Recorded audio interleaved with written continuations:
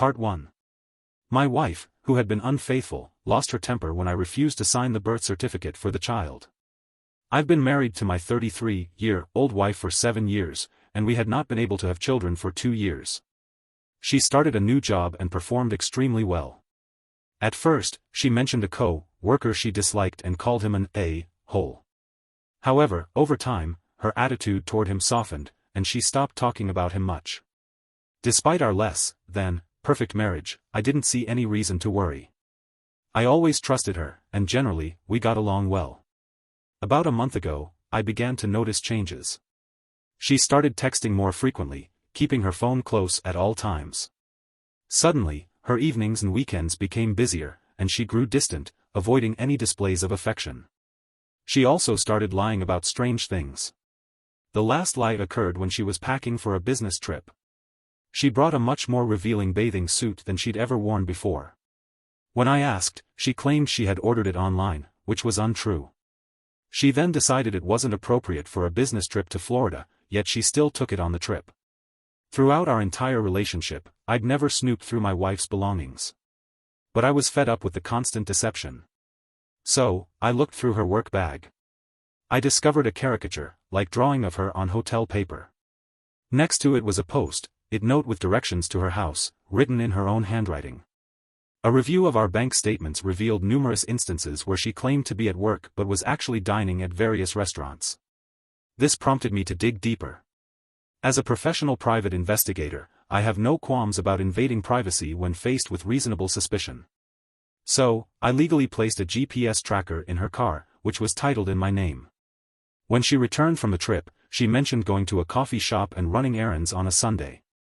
Her car was nowhere near a Chipotle, but she did return home with a Chipotle cup, confirming that she'd eaten there. Then, the following Tuesday, she said she was attending a company dinner and working late. However, the GPS data showed that she left work at 3:20 p.m. and remained at the restaurant until 9 p.m. The big problem occurred the next Saturday. We were supposed to watch my niece play tennis at 8 a.m. She said she wanted to go alone so she could leave the tennis court early. After the match, she said she was going to X coffee shop and talked a little bit about why she wanted to go there. Then she said goodbye and went to my car. Using the GPS, I saw that she went straight to a Comfort Inn motel. I got to the Comfort Inn and waited in a nearby parking lot until I could be sure she was inside and not in her car. I called her from the lobby and asked her how the X coffee was. She said it was good and asked why I wanted to know. I just said, "Come down here so we can talk." When she came down, she said, "It's not what you think." Before I could ask what she meant, she started talking about the other man and how he has to do something because he got caught with other girls. I asked what she meant, and she said he always rented hotel rooms. She said they didn't do anything physical, and that's when I told her to get out of my car.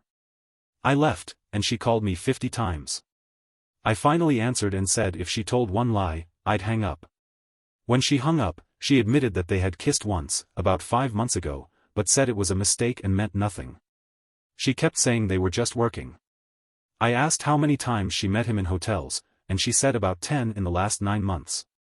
Then I asked what she did on that Tuesday, and she got defensive and said she was at work all day until a work dinner. I told her I thought she was lying and hung up. While I was loading my stuff and my dog into my car, she stayed in the driveway, crying and apologizing, really upset. I left that day, and it's been a month. Since then, we have met a few times to talk things through. But when I ask her questions, she gets upset and defensive and says it's not good for us to answer. She's lied about little things, and when I call her out, she says I'm setting her up. She's insisted that it wasn't a romantic thing, claiming they were just good friends and he helped her with her job. When the situation became more inappropriate, like discussing our problems, she confessed to texting him and deleting the texts, saying they weren't romantic but could be misinterpreted. She said he was helping her with depression and work. I want to trust her, maybe because I love her or because I'm afraid. I'm stuck trying to find the truth, but even when I find it, I don't know how to get past what I already know. Update: we're a month in after D-Day. I talked to her last night. I asked about her conversations with the man in the last 4 weeks. She mentioned that he had no idea about my confrontation at the hotel on D-Day. She said she hadn't discussed it with him, considering it to be a marital issue that had nothing to do with him. When I asked about cutting off non-work conversations with him, she claimed she was cutting back. This phrase upset me. She feels she needs to maintain some contact instead of going to no contact, because he doesn't know I caught her. She then fibbed about a trivial detail. I called her out, absolutely certain she was lying. She vehemently denied it and never backed down. I let it go, adding it to the pile of unresolved issues.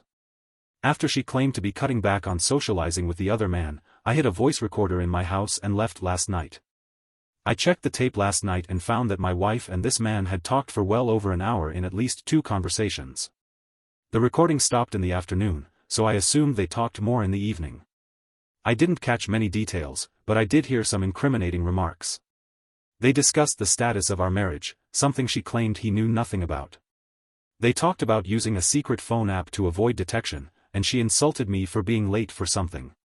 They talked and laughed about numerous topics I hadn't heard my wife talk about since we started dating. I confronted her about it. She admitted some things, denied the rest. I'm beyond caring. I'm meeting a divorce lawyer this morning. I haven't had any communication with my spouse recently. She reached out via text and asked for a talk. I responded stating my conditions for talking. She would have to come clean about everything before I'd agree. She claimed to have knowledge of a text on her phone that didn't exist. But I let her believe it and insisted on hearing the truth directly from her. She relented and agreed to sit down and reveal everything when she came to visit. She confessed that her relationship with another man had indeed been intimate for 6 months, she admitted. She booked a hotel room the day before our anniversary for a rendezvous. She also confirmed continued communication with him after the discovery, claiming that he helped her deal with my inquiries. She claimed that the affair was over for good and expressed a desire to repair our marriage. This confession unfolded 6 painful weeks after I found her in the hotel. I suspect that her confession only came out because of my persistence, although she claims she always intended to come clean to minimize the pain for both of us. However, the damage done in those 6 weeks seems insurmountable. I took my time before making this decision, and in hindsight, I wish I hadn't waited as long as I did. My ex-wife wanted to stay together, although her reasons were unclear to me. But her constant lies and gaslighting made reconciliation impossible. Going through the divorce was the most difficult experience of my life. During my marriage, I was totally committed. I wasn't perfect, but I loved my wife with all my heart and had a vision for our lives together. I was willing to do anything to make her happy, and I believe I made significant efforts in several aspects. Now that I've distanced myself from this relationship, I can see her for what she really was, a narcissistic person, draining the energy and goodness out of someone who cared about the marriage. It was a completely one-sided relationship, with one person giving everything and the other taking even more than could be given. I ended up believing I was a worthless partner. She undermined my profession, my personality, and my self-esteem. But since the divorce, my business has flourished, and I've been able to date women I once thought were out of my league. I used to think I was unattractive, partly because of my ex-wife's influence. But now, I've had gorgeous, much younger women approaching me in bars. I've had some wonderful relationships with amazing women. These relationships ended amicably due to compatibility issues, but they helped me see what a terrible partner my ex-wife really was. I have no contact with my ex, and I rarely think about her. The divorce became contentious because she felt I was getting too much of the money, even though I accepted less than 50% to ensure a smoother process without disrupting my business and retirement. It is amazing that she could cheat on someone and then complain about the amount of money they're taking when it's less than half, which reinforced my belief that I had made the right decision and needed to distance myself from this toxic situation as soon as possible. I lost a few friends during the divorce, but I'm not bothered by that. Most of them took my side, and I have no worries about those who didn't. They made it easy for me to let them go. I really cared about my in-laws. Some of them, however, I understand. I sent enough correspondence to my ex-wife's affair partner's wife to make it clear what had happened. Although she never responded, I respect her decision. Advice: for anyone going through this nightmare, here's some advice: separate. Think yourself out of the situation. Be clear-headed and don't be manipulated. Seek professional help. Surround yourself with positive people. Make healthy choices. Stay active, limit substance use, and prioritize self-care. Listen to advice, but ultimately, make your own decisions because it's your life. I had incredibly dark days after I discovered the affair, but after the initial heartache, that time was the best in a way. I found true happiness. If you're in a similar situation and need advice from someone who's been through it, feel free to reach out. I'm here to help. Alright, that was a rather long story. Now let's move on to another one, an exciting one, so stay tuned and let's dive into the story. Part 2.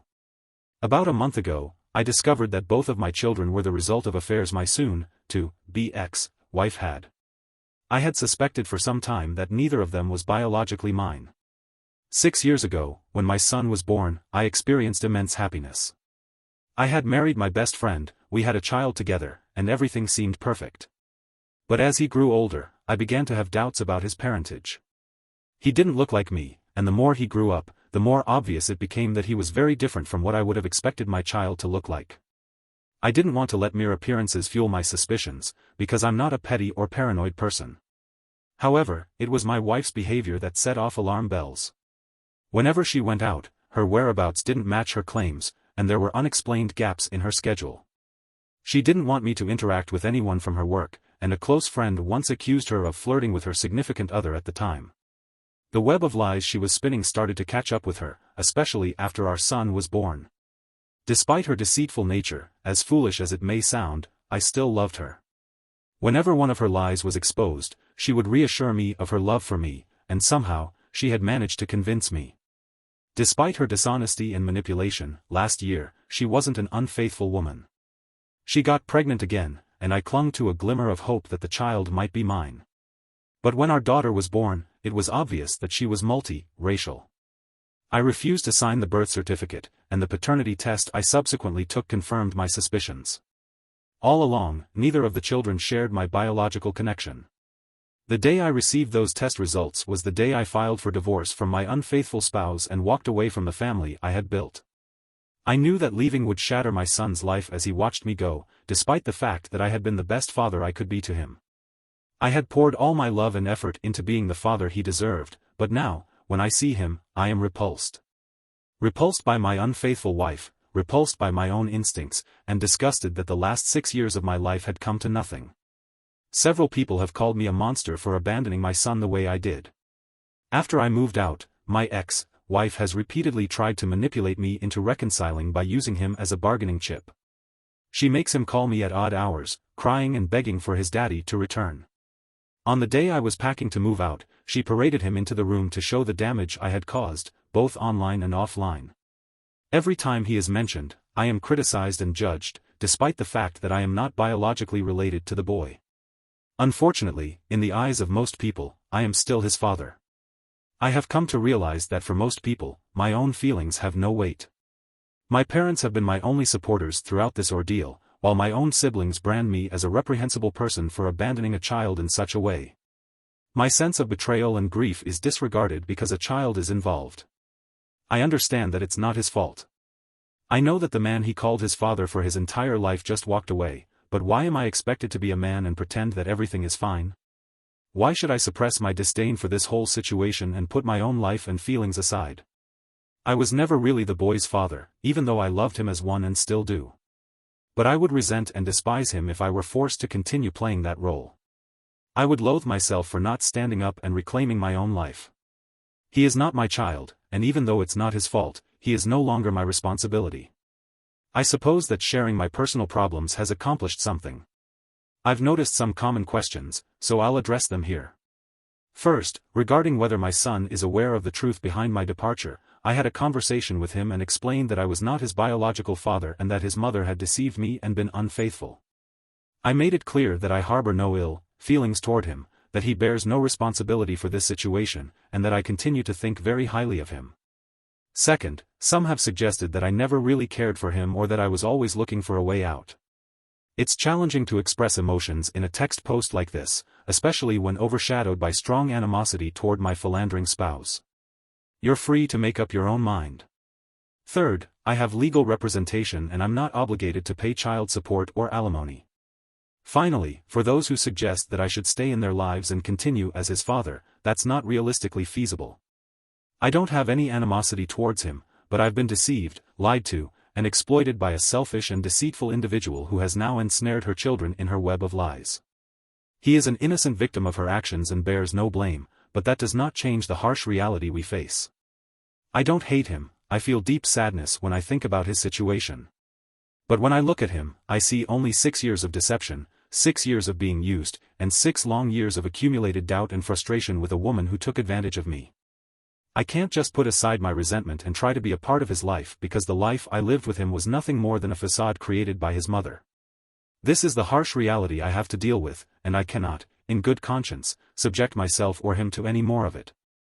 I've noticed numerous armchair lawyers in the comments suggesting that this post is fake. For the reasons I mentioned earlier, I will not reveal my current state of residence. But I am currently in the process of legally contesting paternity, known as paternity disestablishment. This won't silence the 90% of you who think Google makes you a legal expert, but at least I've made an effort to edit this. This is my last edit before I move on from this little distraction I created for myself. I would first like to express my gratitude to everyone for their kind words, whether in the comments, DMs, or chat. You've brightened my day, which hasn't happened in a while. I wish I could reply to each of you, but I can't thank you enough. I've noticed a lot of people vehemently criticizing the words I used to describe my soon-to-be ex. I want to clarify that I am going through one of the darkest periods of my life, and all I feel is intense anger towards the woman who devastated my life.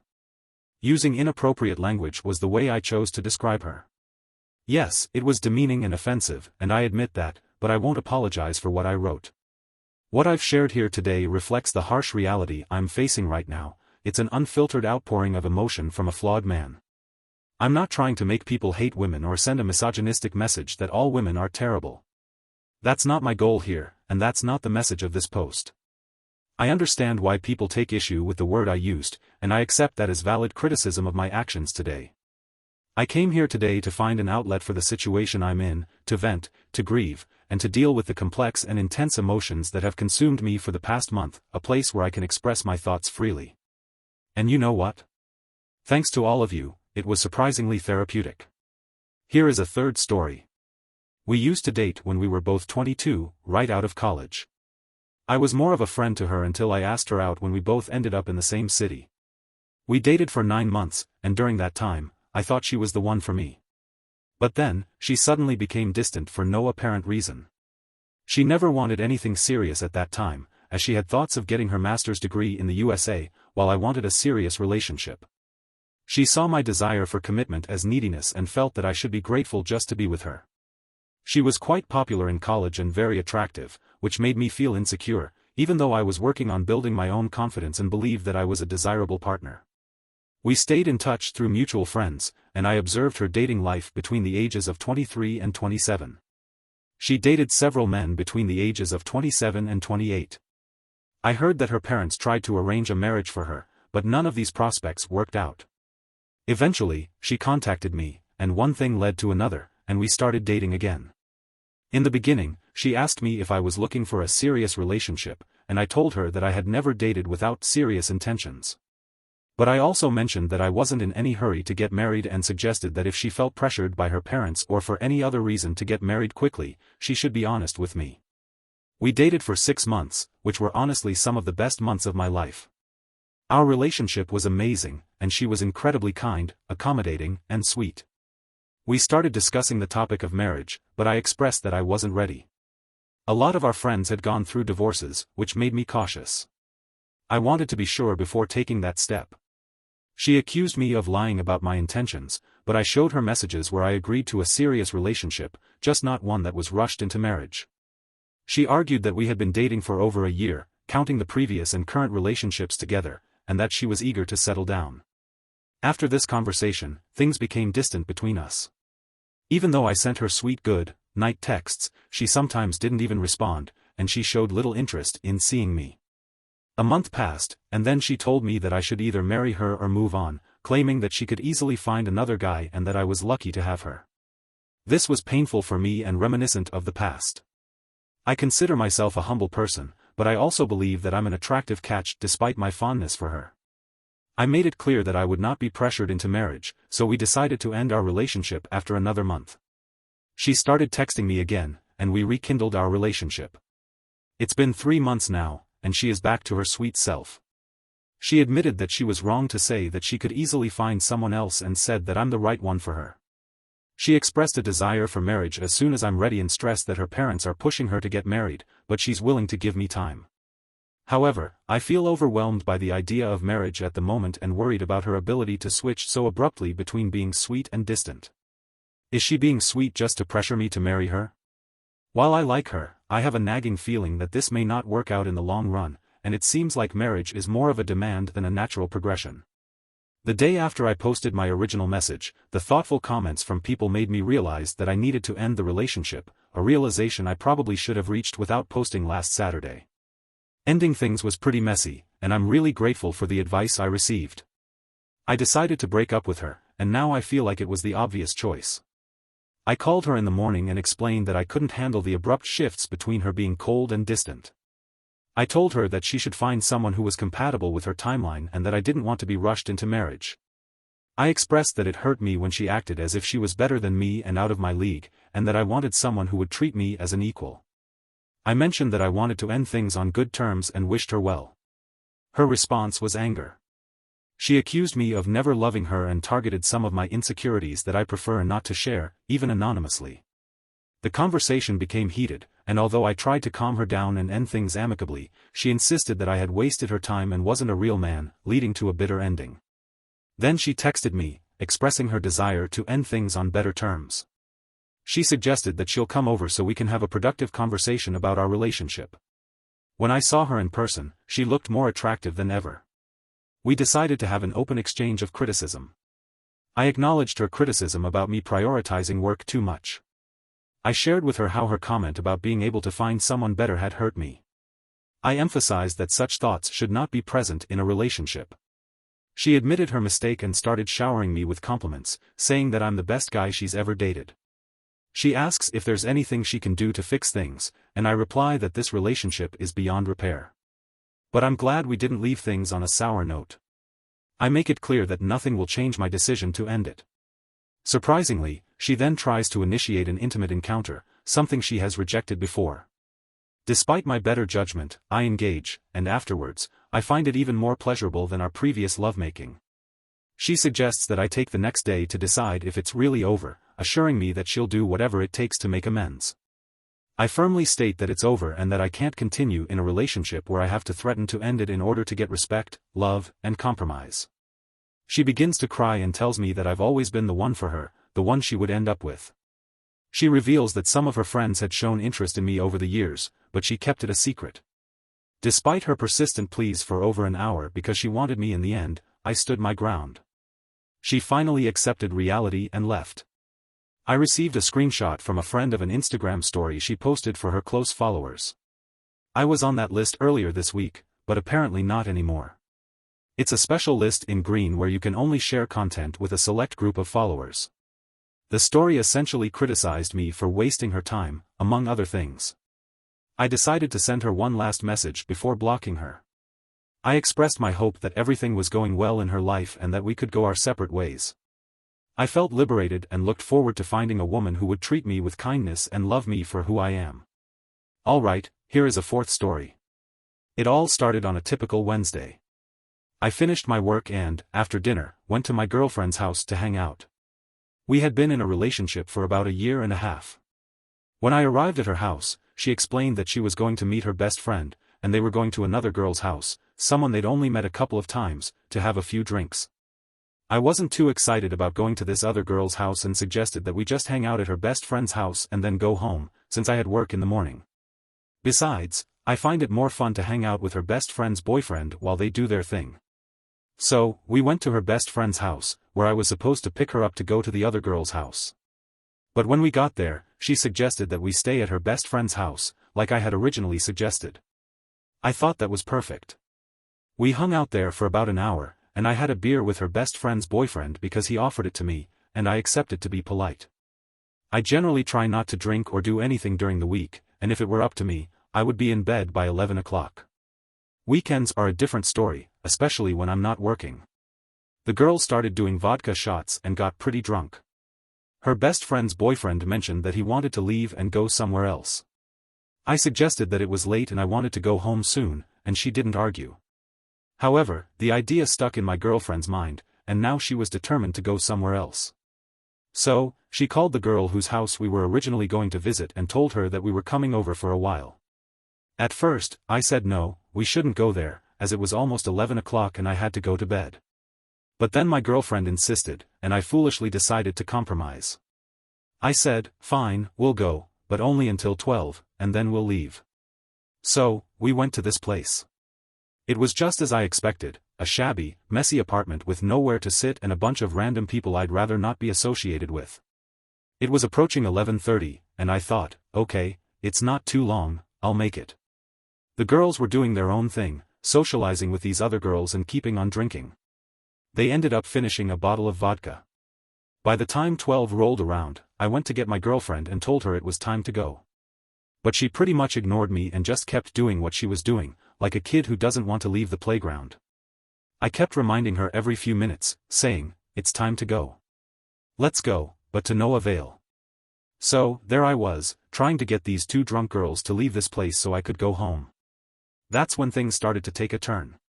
I'm not exactly sure how it started, but suddenly my girlfriend, her friend, and these two other girls all went into the bedroom and closed the door. I heard them mention something.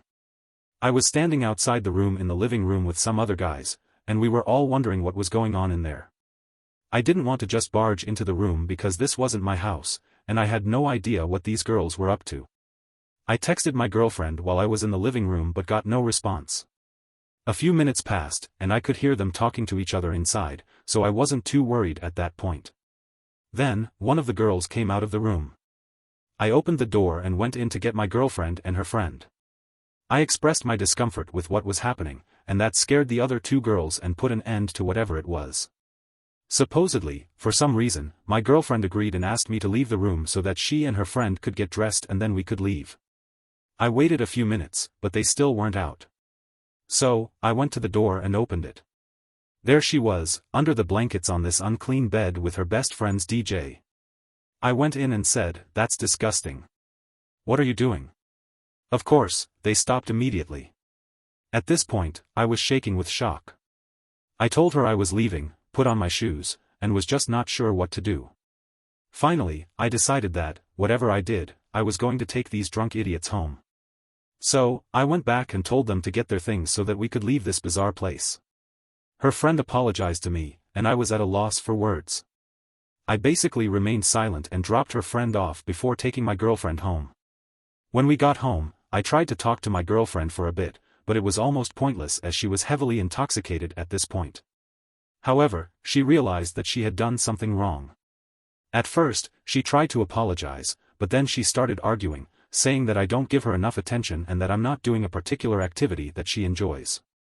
We argued for a while, and I think I made some valid points, and then we went to bed. The next day, I explained everything to her. She and her friend thought I'd be okay with it because they're both girls, something she also mentioned. She said it was her friend who initiated it, and she kind of went along with it because she thought it was okay. I explained that I was upset and that it felt like she was cheating on me, even though I'd probably be more upset if it was another guy. It still doesn't sit well with me. She feels very guilty about it. After work, things are a bit awkward between us, and she's been acting differently from her usual self. I don't know what to do about this situation. I understand that it's considered cheating, regardless of whether it's with a guy or a girl. I realized that if I hadn't walked into that room, I might never have found out. I told my girlfriend about this. I understand that she might have thought it was okay because it was another girl, but I'm very uncomfortable with it. I made it clear that if something like this happened again, it would end the relationship. Do you think I'm being too forgiving in this situation?